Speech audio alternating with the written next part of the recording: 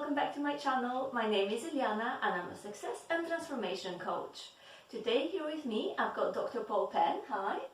Hello. And he's a psychologist, and if you haven't figured it out already from our surnames, he's also my husband. Hi darling. And we're married. Yes, got the ring to prove it.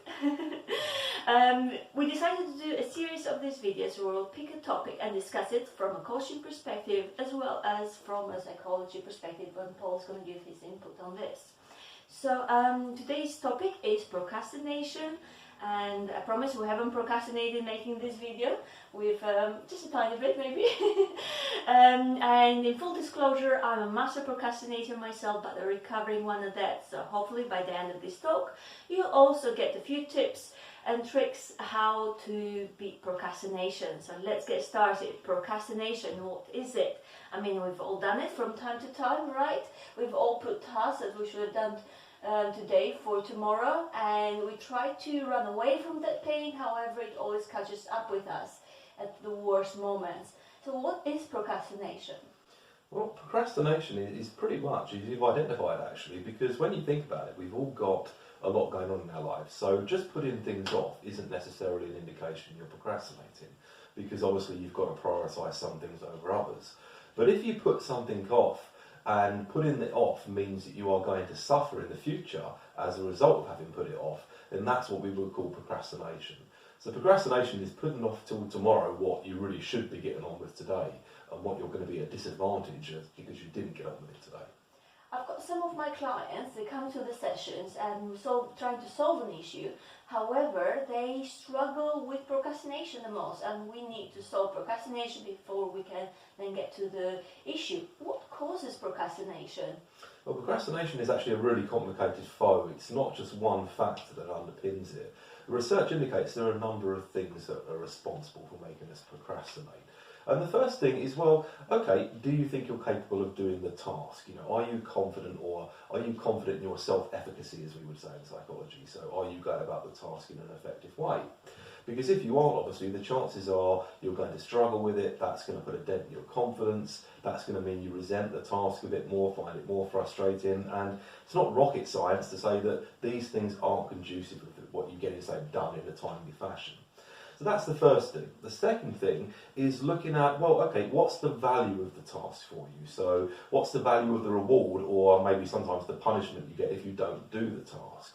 So obviously we tend to prefer things that give us very quick and readily available rewards. So this is something you'll probably get with your clients. If they have a long-term goal in mind, like starting a new business or something, that's the thing they'll procrastinate with most, because the reward for that could be weeks, months, years in the future. Sometimes even years. That's exactly, right. Yeah. And as humans, we prefer small but immediate rewards over larger but more distant rewards. Then you've got the thorny issue of distractions. Distractions. My favourite. Yeah, distractions are inevitable, and you've got a good example of a distraction on your lap there, for example.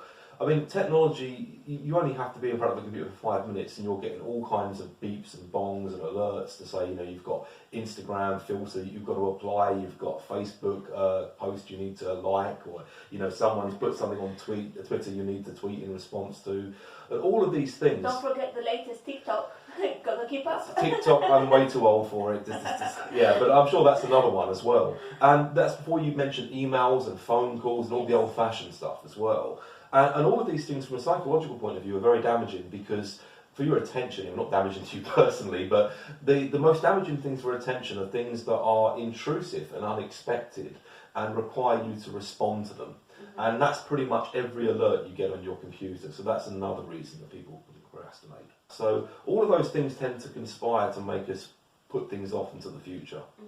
You mentioned distraction. Let me pick up on that again, because that is one of my downfalls, as it were, distraction. But it also, technology doesn't have to be a downfall for any of us. It can also be the helper to save us from procrastination if we use it correctly, because there's lots of apps nowadays, there's lots of websites where you apply that the time that you want to be working on something, on a task, and the rewards, and it keeps you on check, it keeps you motivated almost, it gives you that accountability to yourself. And I feel that's really important, and it's one of the things that we work with in our coaching. sessions we identify resources that are really important to help you beat procrastination. What if you don't have someone else out there to be accountable to, then there's always these apps that help us. What do you think about that? Yeah, I mean, absolutely. If you can use technology in your favour, then you should. I mean, apart from the apps that help you schedule breaks and things like that, there are also apps that prevent you from, surfing the internet, going onto apps like Facebook. So there's lots of ways that you can assist yourself in your self-regulation of your behaviour. And that's what it really is. Sort of procrastination is, at essence, it's a failure to self-regulate your behaviour properly. And there are theories in psychology, such as ego depletion, for example, that say that our capacity to self-regulate our own behaviour is finite. It's a finite resource, and just as if you're going for a run or something and you can run out of reserves and oxygen and end up, gasping for air, as it were, if you're putting a lot of demands on your self-regulatory behaviour, eventually you're going to run out and just cave in and, hit the distractions or go and watch the episode of the Game of Thrones or whatever it is you're watching on box sets. So I think that's kind of an important thing. If you can use technology in your favour, you should. And the way to do it is to try and ease the burden on the necessity for you to self-regulate your own behaviour. If you can just get a bit of a help with that, then that often keeps you on track and on task. Mm-hmm. Excellent. What about sometimes, obviously, the clients come in and there is a definite lack of vision or setting appropriate goals for the task, and therefore they get so overwhelmed with this and get so stressed that they can't manage it. Then it's almost like they're carrying all that weight on their shoulder, all that stress, and it's becoming too much. Obviously, one of the things that we work on there is having appropriate goals that we set and also breaking them down, and then breaking them down even further, so having really small chunks of tasks for them to do. What do you think? There's good evidence for that in psychology. We call it unpacking the task. Okay. And basically, the reason that unpacking the task works and breaking it down is a couple of things. The first is that, as we said before, one of the big drivers of procrastination is the amount of time it can take to get rewarded for doing bigger tasks. Well, if you break that task down into smaller chunks, then you've got a series of smaller tasks that you can reward yourself for along the way. So you're reinforcing your behaviour along the way to the final goal, and you're not having to wait until you've achieved the final goal to get there. The second reason is, in psychology we have something called the planning fallacy, which refers to all of our tendency to grossly underestimate how long it takes to get things done. And the bigger the task, the more vulnerable you are to the planning fallacy. And if you break tasks down into its components, you are less vulnerable. So if I give you an example from university that often crops up, if I say to a student now, you've got 24 hours to do an essay, they'll probably go, 24 hours is plenty. If I then say to them, okay, it's an essay, but we're going to break it down into its component tasks now, like you've got to get your notes together, you've got to go to the library, you've got to select the right resources, you've got to read those resources, you've got to discard the ones that are no good to you and keep the ones that are good to you. Notice they haven't even started writing the essay yet, then you've got to think of a structure for your essay, then you've got to plan out that structure, then you've got to write a first draft, and you see the student going, hang on a minute, 24 hours?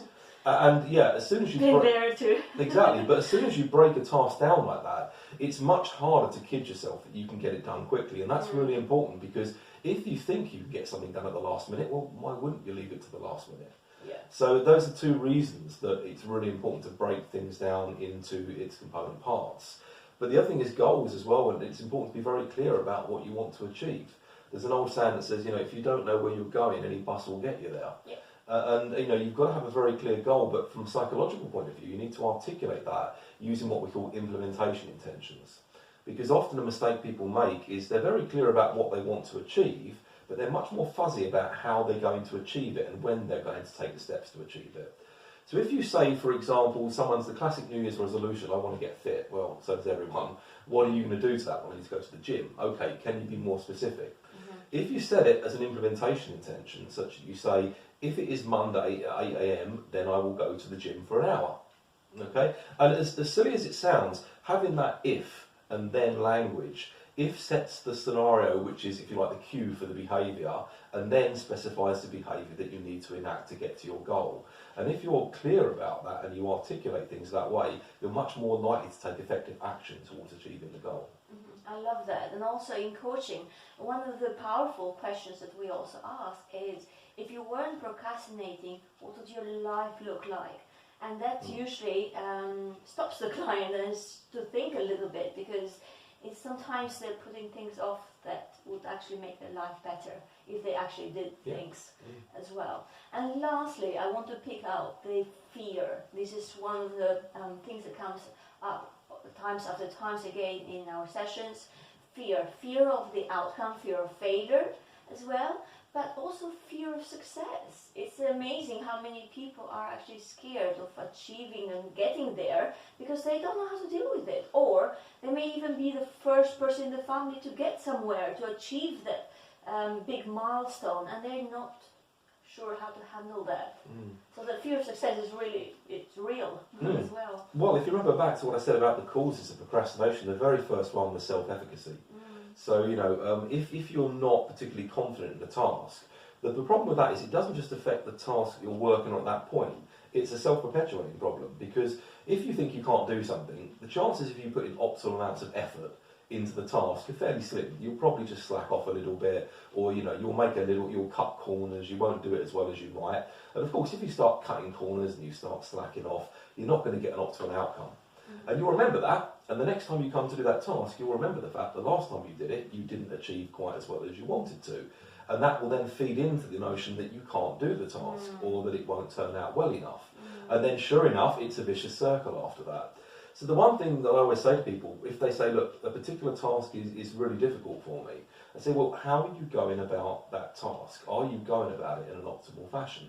Because if you're hacking and slashing away at something really inefficiently, it's not surprising you're going to find it frustrating, you're going to get bored, you're going to resent doing it, and you're probably not going to want to do it again in the future. And going back to your point about technology, these days, even for something as mundane as housework, you can go on YouTube and find a life hack that will make that job much less, you know, laborious and much easier for you to do. So, you know, don't just pile straight into something you don't like doing. Do a bit of research in how you can make your life easier, and you'll probably find that will make the job a lot less aversive, and you'll be a lot less inclined to procrastinate in the future. Perfect. Thank you very much. Okay. Hope you guys found that helpful. Thank you so much, Paul. I really enjoyed that. It was packed full of amazing psychological insights how to beat procrastination. If you need to find out more information on how Paul helps through his videos, I'll link his channel below. Don't forget to also subscribe to this channel through the link here, and join us through the community family out there on Facebook and Instagram and Twitter. If you guys like to suggest some future topics in the comments below, we'd also take those on board and do the future videos. Thank you so much, and hope to see you guys soon. Bye. Bye-bye.